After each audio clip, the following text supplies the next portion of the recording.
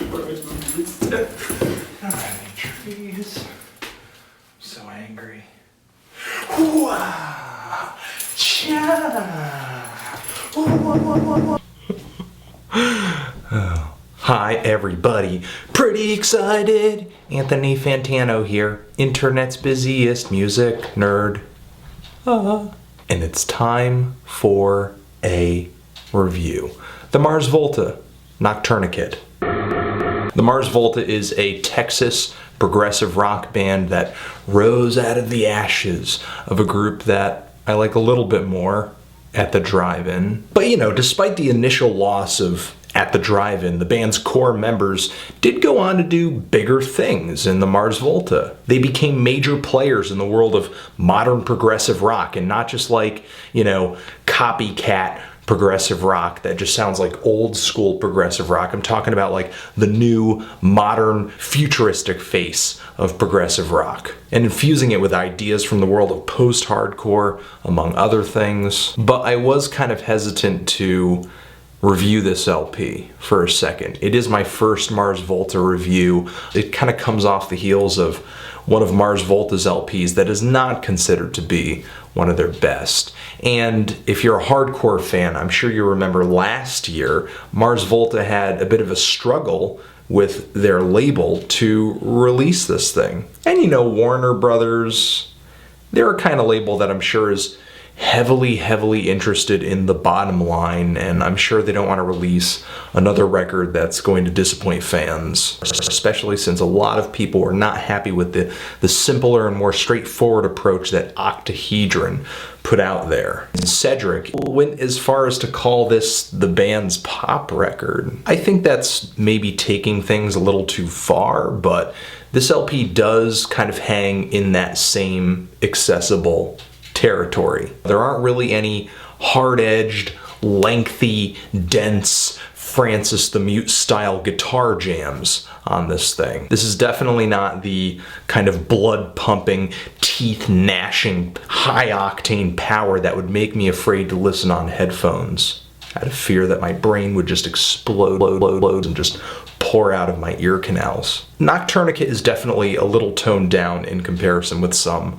Mars Volta albums, but the band is making a conscious effort to replace that volume, that intensity, that lengthy jam style with some new sounds, some experimentation, some accessibility, and some really beautiful melodies too. As much as the band has changed, clearly, they're still kind of staying true to their roots of being a band that puts together really sound-rich rock music. But I think they're taking that to the next level, and you can even catch that on the opening track, The Whip Hand, where Cedric's vocals are just slathered in weird, mutant chorus effects. There are some really bright, loud synthesizers overpowering the track, and there are just these little sonic nuggets all throughout the album. On this track, it kind of comes up in a spot where Cedric is kind of doing this lone, screaming spoken word part, but you hear all these vocals kind of yelling in the background, just creating this layer of hectic noise underneath him. The track DYLEXICON is also really liberal with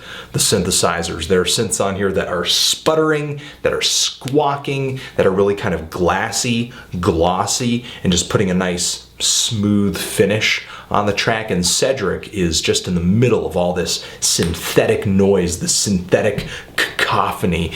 I'll burn this dictionary! And even though the band isn't really embarking on a traditional Mars Volta jam, the track still hits a really great groove. The MALKIN Jewel, the first single off of this LP, starts off with a really nice bluesy guitar riff, this kind of banjo that has a totally different recording quality to it, is just twiddling away in the background. The guitar has a really nice bouncy reverb to it, and the way Cedric is singing it just kind of reminds me of like a White Stripes track or something. But in a good way. And what I like about the track is that it just gets progressively more intense as it goes along. More noises kind of coming in, layering on top of one another. Drums start getting really intense, filling in every open space. The synthesizers, which kind of have this organ quality to them, are playing some really sinister chords. These sci-fi keyboards are just screaming in the right channel, and it is just so overpowering. I think my favorite track on here though might be the song AEGIS, one of the slower songs on here, the second track. It opens up with this guitar chord progression that is really nasty, really dark stuff. And for some reason on this track, Cedric's falsetto vocal, when he reaches those highs on this song, it just has this really kind of futuristic, otherworldly vibe to it that I like. And when he's singing about children being seen and not heard, it strikes me as being really kind of twisted. The hook on this track comes crashing through like a drunk driver through the brick wall of the building where he's supposed to be having his next AA meeting. And like I said, this track in this album is not really indulgent like other Mars Volta LPs, but the band is usually pretty good, pretty consistent when it comes to writing hooks that just soar, that just explode, huge hooks. And this album is no different, because when Cedric's vocals just reach the highs on this song, they fly. It's just pure ecstasy. But it's not long before I'm kind of getting into some tracks that I guess I'm not totally feeling. The song Empty Vessels has some really light, feathery vocals from Cedric that just feel too kind of sugary to me.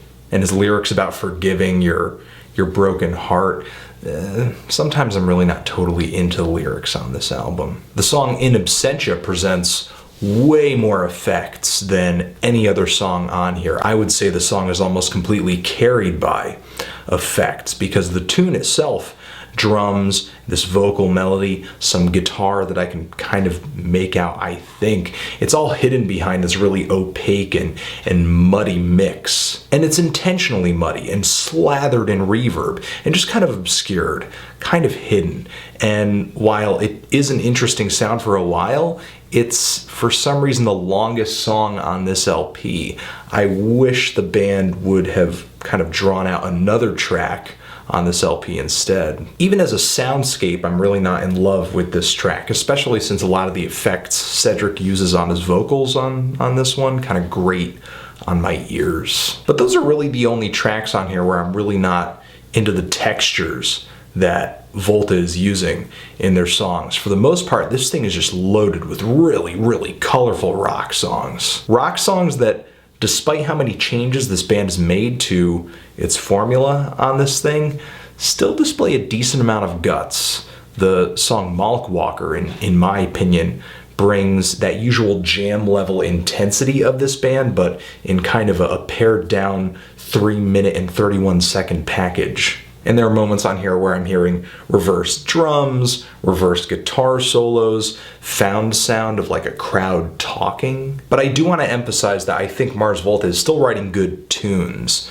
though this 6th studio LP of theirs is definitely heavily indebted to synthesizers, effects. The band is really trying to explore sound a bit more, and I like it. The tracks on this thing are as composed of chords and notes as they are textures and futuristic synthetics. And while this thing is definitely one of their most instantaneous and accessible records yet, they've still layered so many sounds into this thing. You can return to it and return to it and return to it and still kind of pick up little layers that you might not have heard before. There are a lot of subtleties in this mix, and despite all the positive things I could say about this album, there's still no way this thing is going to become a universal fan pleaser, because it's nowhere near as intense as some of Mars Volta's earlier records, and the gorgeous moments that this album does present are not plentiful enough to make even me kind of forget that and totally fall in love with this newer, straightforward direction. Still, I think with this record, Mars Volta is on the cusp of something really interesting, a really awesome hybrid of experimental sounds and progressive rock. And whether they're making songs that are accessible and catchy or long-winded and difficult, that is a road I would like to see them continue down. The album is pretty solid throughout, starts off with some really great tracks and finishes with a fantastic one too. Zed and 2 Naughts, one of the coolest songs I think these guys have written so far. Basically, I'm feeling a decent to strong 7 on this thing. Thought it was really good, but what do you guys think of it? Do you love it? Do you hate it? Why? And what should I review next? Anthony Fantano, the Mars Volta.